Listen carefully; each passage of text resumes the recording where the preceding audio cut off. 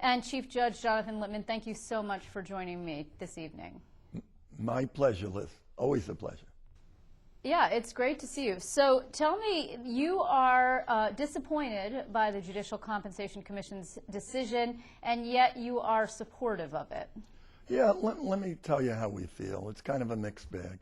Number one, obviously, we're thrilled that judges, after 12 years of not even a cost of living adjustment, are finally getting, raises in salary that they really richly deserve.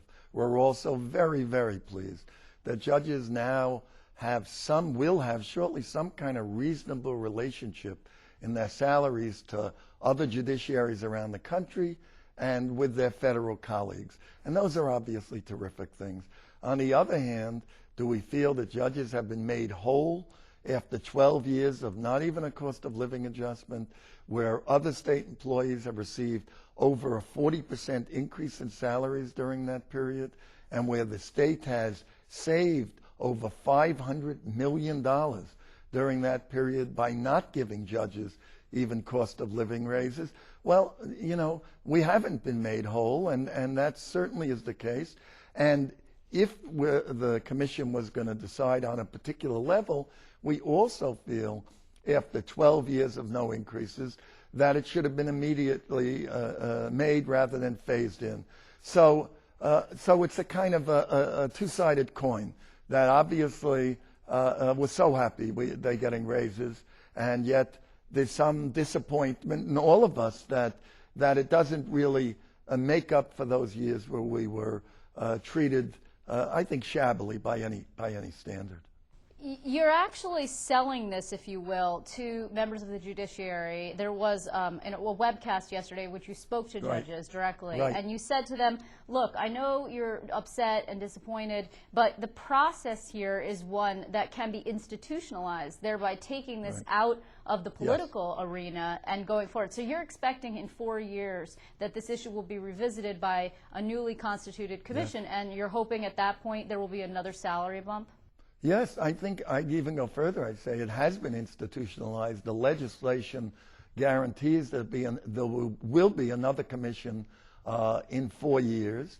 And I think that process, this commission process, is the salvation of the future of the judiciary.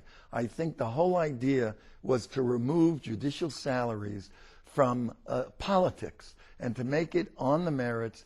And I think that we recognize without question, and that's what I'm telling the judges, that if we did not have this commission process, a salary increase for judges in this economy would not be on anyone's radar screen for years to come. We would have gotten no increase. Not only that, we recognize what's happening in Washington, in this state, the debt limit fiasco, the stock market plunge, this cost cutting in state government, federal government, where government salaries and benefits have become public enemy number one.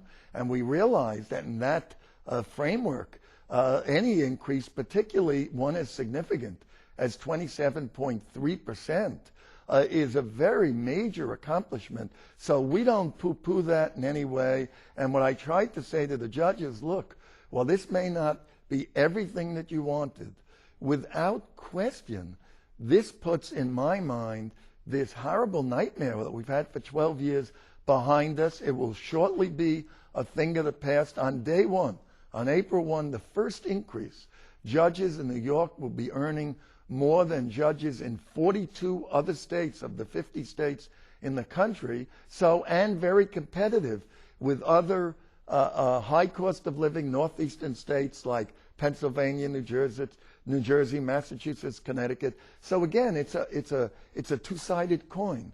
So, forgive me for interrupting. I mean, first of all, Sure. as you mentioned, 27% is considerable, particularly coming at a time when you got your own budget cut. The governor mandated pushed through deep education and healthcare cuts. I mean, forget the judiciary, and I know that some people are going to be upset and have expressed their upset over this, but how do you sell it to the public? How do you explain to people who have not seen a raise themselves? I think we can do that too. You because do? I think okay. Yeah, I do. because I think that, I think that we're going to try anyway. I think that people understand that it is absolutely aberrational, extraordinary that any employee in either the public or private sector hasn't even gotten a cost of living adjustment over more than 12 years is incredible. When, again, that everyone has gotten, at least in state government, over a 40% increase. But not the legislature. Not the legislature, right? I mean, the legislature that was the problem. yeah, but understand the difference, Liz. We are full-time employees of the state. The legislature is a part-time job.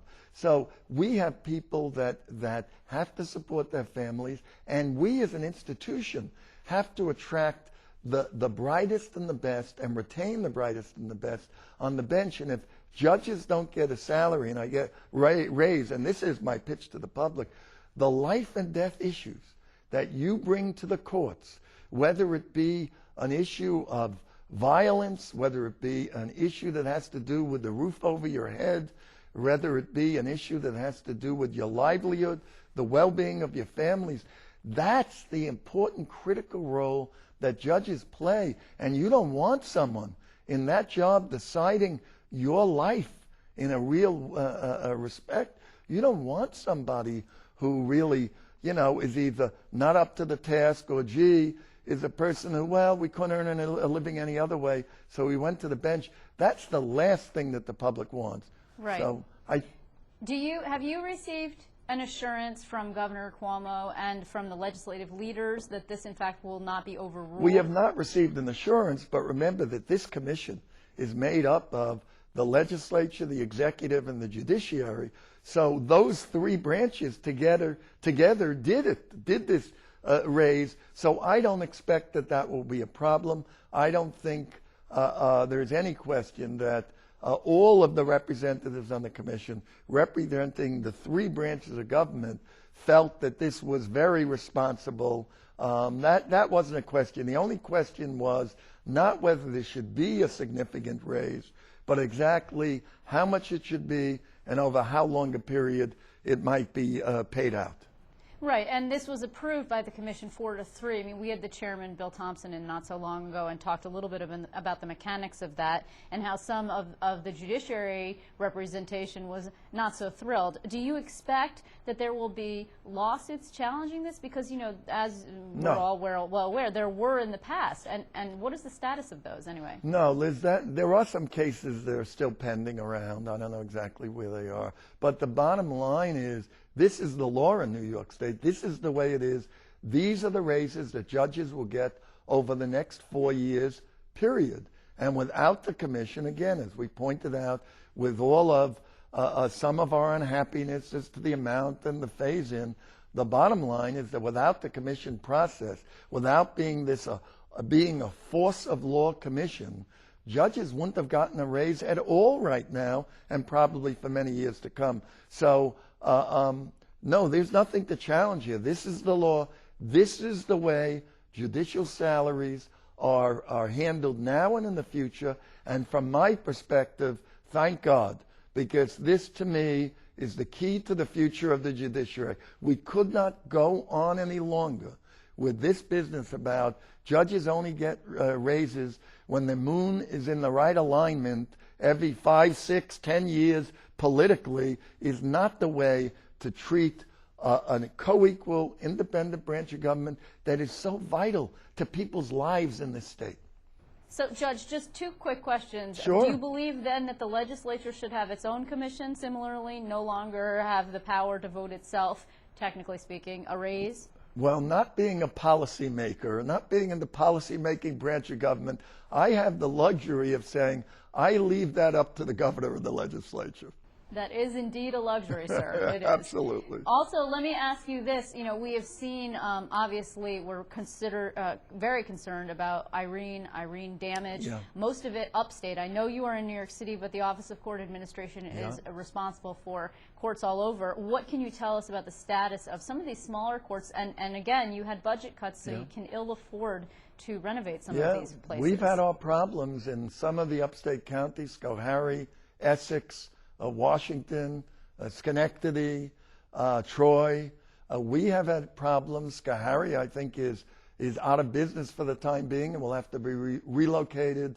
There's flooding to some degree that has impacted these courts. And you're right, we've had budget cuts, so we have less people to begin with in the courts, less resources. It's a problem that we're dealing with. I will say this, that with the storm, with the budget cuts, with everything that court employees have faced in this state, they're resilient, they're doing their job, we're keeping our courts almost universally open, and I think the public can be proud of the court system and can rest assured that we will be doing justice day in and day out in courts around the state.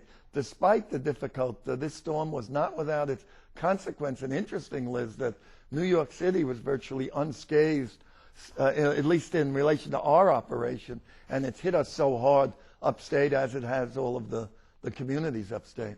Okay, well, I want to thank you very much, Chief Judge Jonathan Lippman. Unfortunately, we're out of time, but we will be following up on this issue regarding the upstate courts and the storm damage. So in the meantime, thanks very much for joining us. Oh, thanks so much, Liz. It really is always a delight. I mean that.